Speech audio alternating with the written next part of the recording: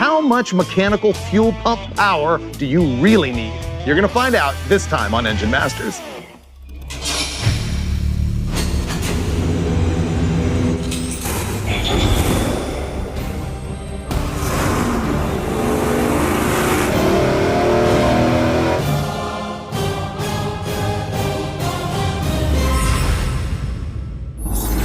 This is going to be a curious episode of Engine Masters because for once it's not about making horsepower, it's about supporting horsepower, specifically with the fuel system. See, the thing is, I think there's a ton of guys out there who are dealing with older muscle car V8s and they've got between 400 and 600 horsepower, and they don't really want to deal with an electric fuel pump. They don't want the wiring, they don't want the plumbing, they don't want the return line, they don't want the rocket science, they fear it for whatever reason, and they want to run mechanical. I've been that guy. I've also been the guy with a lot of struggles actually trying to make 400 or 500 horsepower go all the way down the drag strip without running out of fuel. And we're gonna show you exactly that as we test 4 different mechanical fuel pumps on our little small block Chevy. It's a 372 cubic inch Dart-based engine.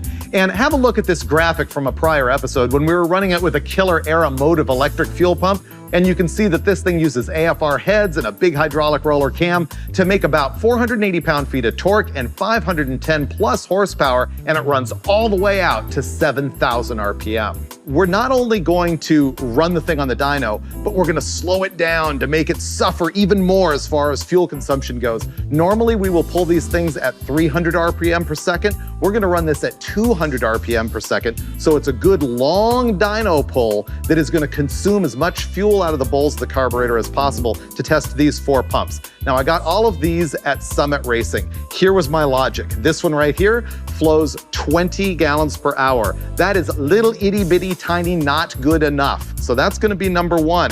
Number 2, we are going to test the cheapest mechanical fuel pump for a small block Chevy that I found at Summit. This thing is $15.99 and rated at 40 gallons per hour. Now that's typically what I would run around if I was dealing with like a 300 or 400 horsepower engine. And then there's the pump that I dealt with in the 80s all the time, the Made in USA Classic Carter Super Pump. This thing is rated at 120 gallons per hour. And I think this is probably our winner, but we're gonna find out. But I stepped up beyond that to the super hardcore Holley mechanical pump that will flow 170 gallons per hour. So in each case, we're gonna be looking at whether these will support the power or whether they will run out of fuel. But there's a couple of other details that we're really gonna be looking at that don't involve horsepower at all. We wanna look at the flow rate of each of these pumps as well as the pressure that they can maintain. So let's walk in the dyno cell right now and we'll show you exactly how we're gonna do that and how I set up the fuel system for this test.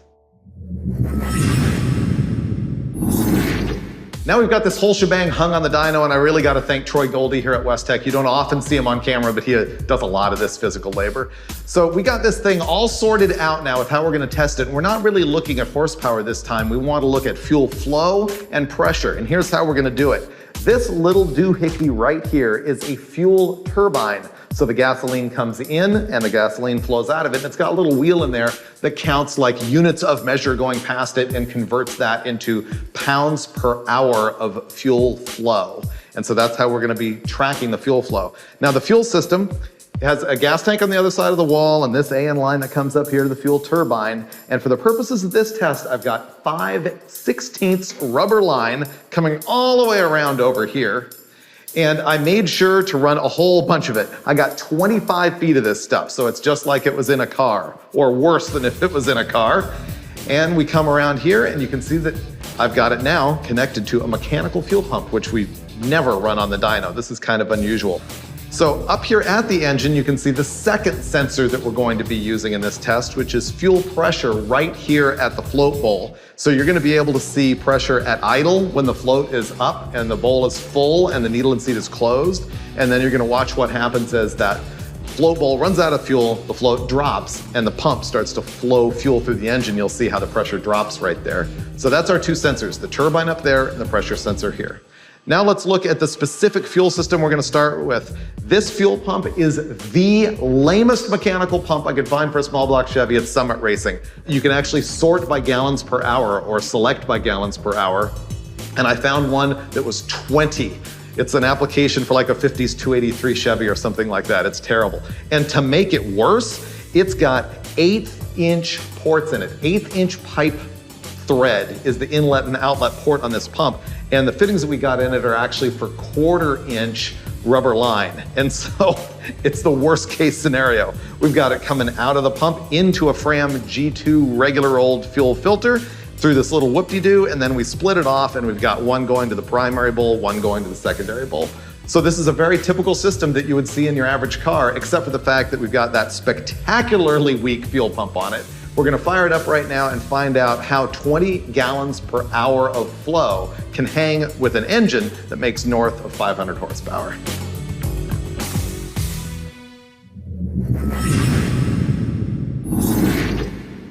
How come you guys don't seem excited about this? We don't have enough fuel pump.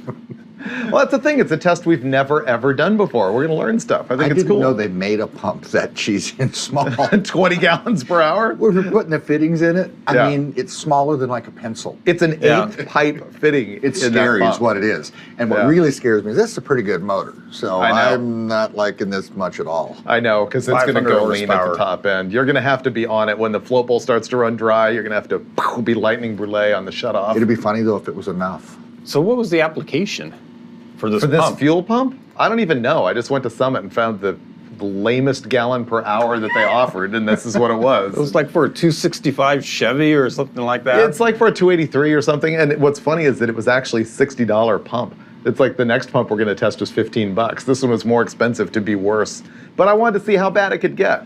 So here's my worry when we thought of this whole test is that we're going to put the lamest fuel system, and it's just going to be no problem whatsoever. I don't see how 20 gallons can keep up. There's going to be a problem. So instead of power this time, we're going to be looking at, let's see, your vane actually, it doesn't measure gallons per hour. It's going to be pounds per hour. So we'll have to convert it. Yeah. And then we're also measuring fuel pressure right up there at the bowl. So this is really, you know, when a motor goes lean, this is like a worst case scenario, potentially. If something were to run out of gas, that's okay, because then there's nothing to burn.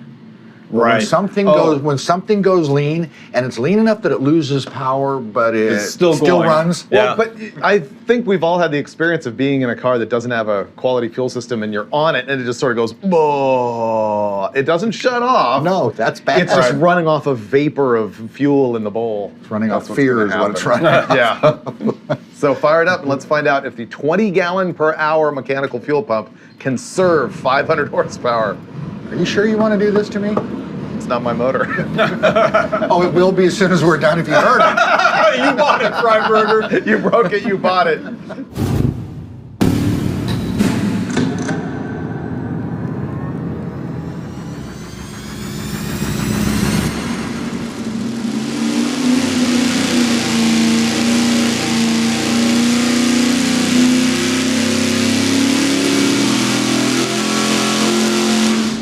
No. I'm surprised you stayed in it that long. I know. I was leaving it hang in there at like 14.0 when I saw 14.3. That could not hang I at glanced all. over there and it had 0.7 psi. Right. Then I heard one misfire and I said, I am done. What happened there is we saw that the fuel pressure just dropped to 0.7 psi and the air-fuel ratio went to 14:1, meaning it's just running off of vapor in the fuel bowl. Like the pump can barely get enough gas in there to keep it running. All right, so the first curve that we got pulled up here is fuel pressure, and it looks okay until you realize that this scale is 0.7 to 0.9 psi. That's not enough. Less than 1. Look at that. And the thing is, it's a little deceptive because even at 0, there's still flow. Yeah, with No zero pressure, pressure. there's still some flow. So while this is indicative of a big problem, the bigger problem is going to be when we look at the fuel flow in pounds per hour. Yeah. Let's check that out. This scale goes from 50 down here up to 140.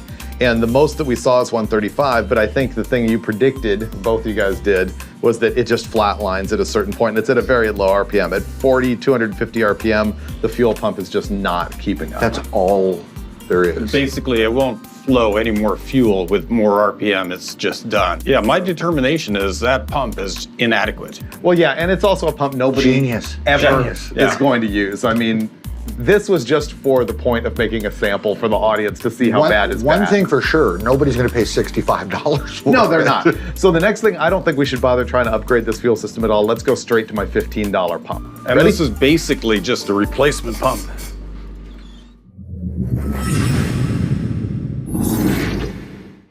So that first pump was the lamest one that I could find at Summit. This is the cheapest one at summitracing.com. It's $15.99.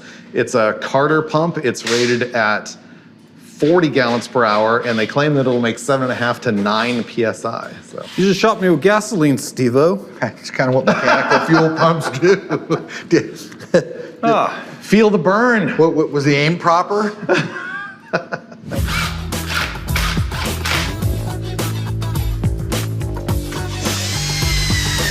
Super cheapo pump, ready to go. We'll find out if it can hang right now.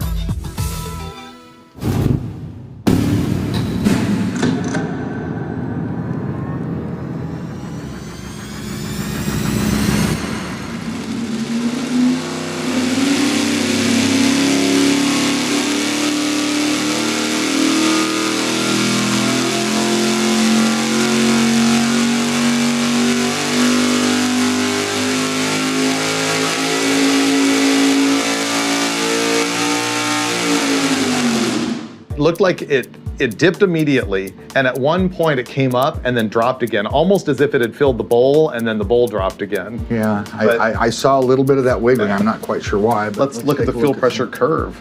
Okay, yeah, that's wide open, and then it comes up with RPM and then drops. So do you think this is where the flow bowl opened, the needle and seat? I'll bet the float has already dropped there.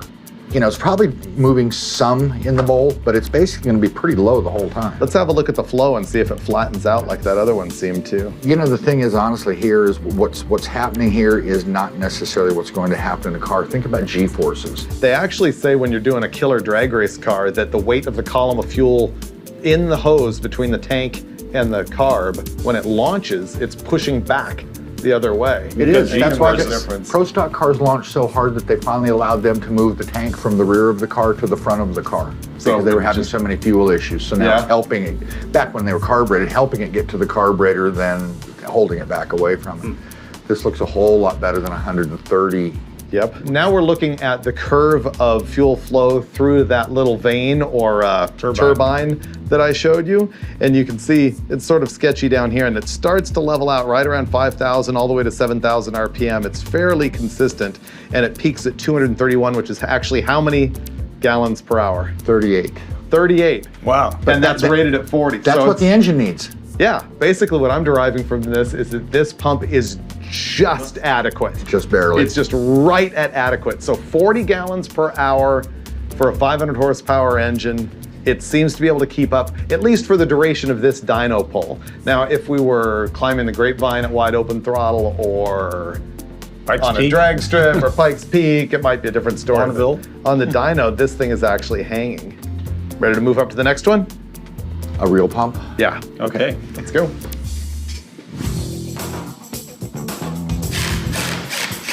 Well, that's it. The 120 gallon per hour pump is installed, and this should be a lot better than what we had before.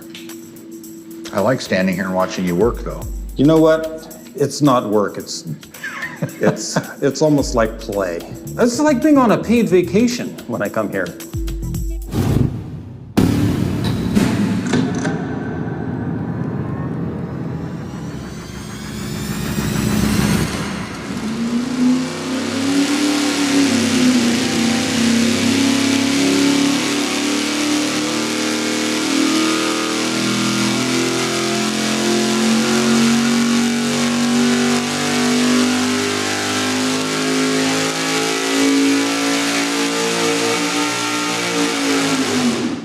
Look at that, just more consistently on the decline. The scale here is only 1 PSI though, so we're talking 5.5 PSI to 4.25 PSI. I'm kind of surprised by that, but let's have a look at the volume.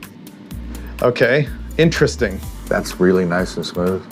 Yeah, but look, it came up to 228 pounds per hour and leveled off, although it's taking a little bit of an upturn there.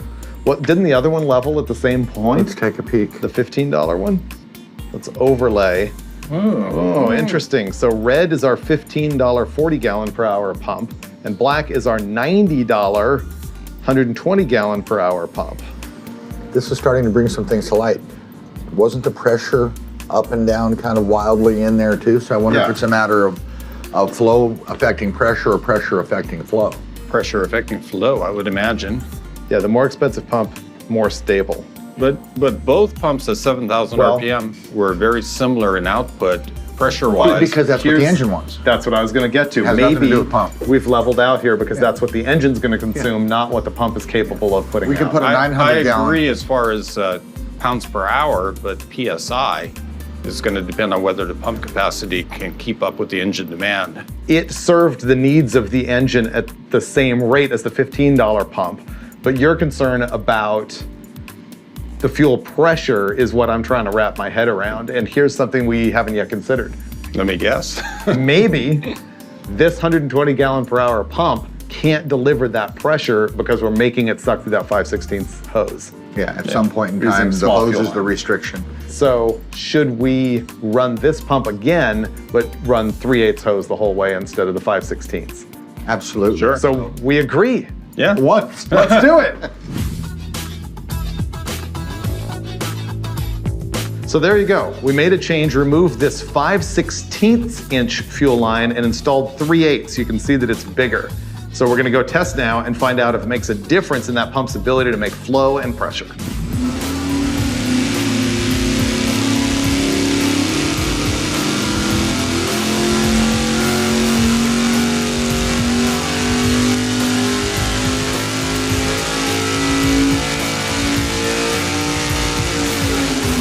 It made a difference. Made a little difference. Yeah, it did. I think it made quite a bit of difference. I can't wait to see. Let's pull up the graph.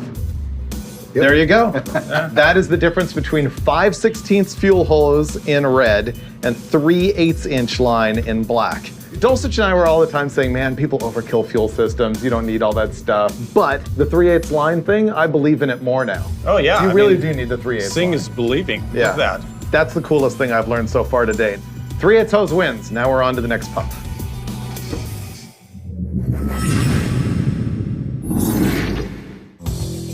Next up, this is going to be the Holley 170 gallon per hour pump. The other thing different about this one is that it has got AN fittings, Army Navy, like braided line fittings in -8, which is like a 1/2 inch line on there. And so we're actually going to feed it from the pump all the way in to here. It'll be 1/2 inch line up till we split off to the -6 that goes in the carburetor.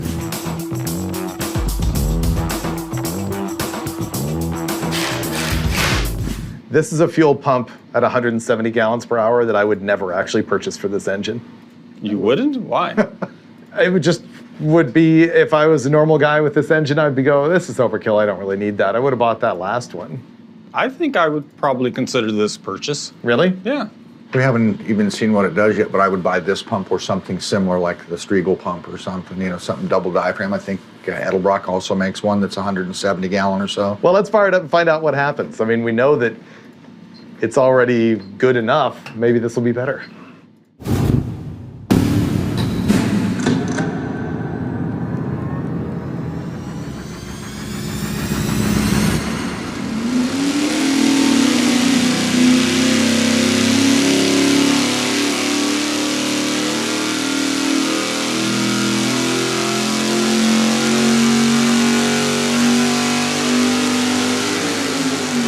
Whoa, that's pretty good. Yeah, basically started at 6.7, spiked up to 6.8, and worst case scenario it was 6.2. And finished at 6.4. Let's compare it to the other pumps though. That's where I think we're going to really see Yeah. the difference is when we compare it to something else. Compared to the Carter Super Pump with the 3/8 line. Oh yeah, but you can see the difference of whereas this is right around 6.8 and this is right around 5 1/4. Let's They pull still them all look up. pretty Yeah, flat. they're both- Let's- Pretty decent curves, I think. I think it's going to show that this one has a little less change. Yeah, this is that 120 pump with the smaller line, which is 5/16 dated. line. This is the 40 gallon, $15 pump. Yep. Yeah. All over the place, yeah. So really what you're buying with a fuel pump at this point is like consistency of fuel pressure and I guess just Capacity. faith, capacity, trust. Yeah. Well, let's look at flow. It's probably still flowing the same because at this point the engine is just using what it's using. So there's your volume. I think we had an air bubble there. An air bubble or something like that. Those little turbines are actually super sensitive. All it takes is a little air bubble to give them a blip like that. So sometimes there's an anomaly. But let's look at it compared with that 120 gallon, the final D test. So this is the 120 gallon pump with the 3/8 line. It's roughly the same because now we're at the point of it's what the engine is going to use. The engine's pulling what it needs to through the carburetor. My opinion is this is the right pump out of what we have done with these fuel lines for this engine. I think really if you've got a 300 horsepower engine, it doesn't need this pump. If you've got a 700 horsepower engine, you're going to need this pump or something even bigger. So I think it's a matter of demands, but this thing is so much more stable. That really was interesting. It's a test I've never done before. I've never even thought of it before. I think it's pretty cool. Yeah. Yeah. Let's go wrap it up. Okay.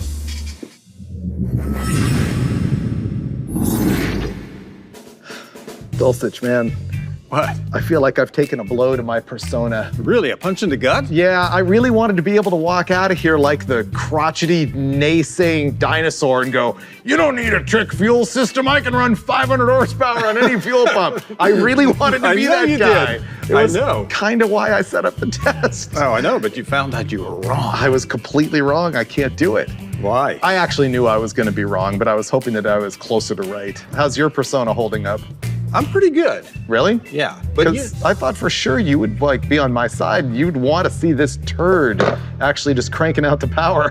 Well, I really wanted to see this Auto Parts Special replacement style pump perform better. That would be the key. The $15 one would be good. But let's conclude what we think of this one, knowing what we know now. I would run this on 400 horsepower all day and not worry about it. If you're on a super tight budget and you're not making super high horsepower, that guy is not too bad. It really isn't bad, but I think when you crest up north of 450 horsepower is when you've got to really start paying attention. And I got to be honest, as much as my go-to Carter Super Pump that I used on everything, in the 80s with nitrous or whatever, as good as it did on this, it's good. I now actually believe that there is merit in overkilling your fuel system and getting that 170 gallon per hour unit on your 500 horse motor. Final takeaway.